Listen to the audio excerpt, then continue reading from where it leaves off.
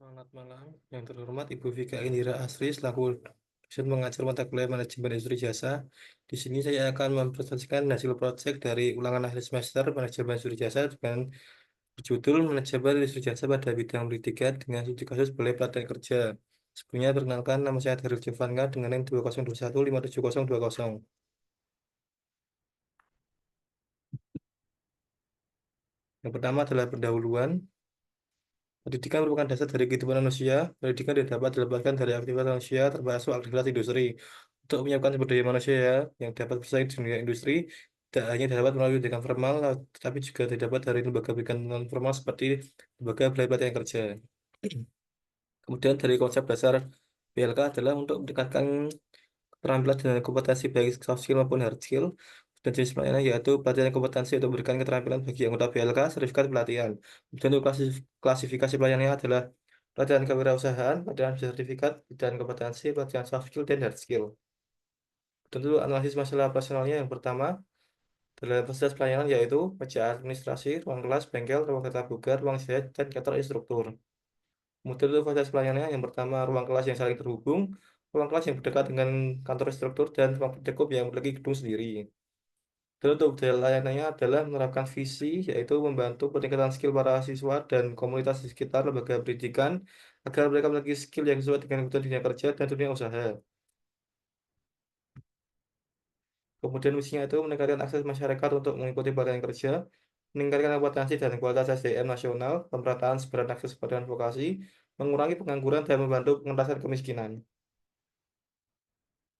Kemudian untuk orientasi pelatihannya yaitu sesuai dengan kebutuhan, penekanan pada kompetensi dan kepekerjaan kelulusan.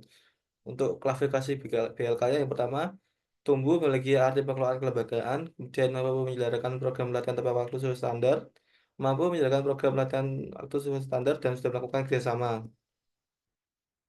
Model analisis kelayakan sistem dengan cara menyebarkan kuesioner yang didapat 40 hasil kuesioner, di mana 40%-nya berada di rentang umur 20 sampai 25 tahun dan 57,5% di antara rentang umur kurang dari 20 tahun. Kemudian terus berapa besar kemungkinan merekomendasikan BLK dengan tingkatan tertinggi yaitu 32,5% dengan berada di nilai 8 dan 27,5% di nilai 4. Dan kemudian untuk skor respondennya 0 sampai 6 itu detektor dengan jumlah responden 12, 7 sampai 8 yaitu pasif dengan jumlah responden 4, dan 9 sampai 10 yaitu promotor dengan jumlah responden 24.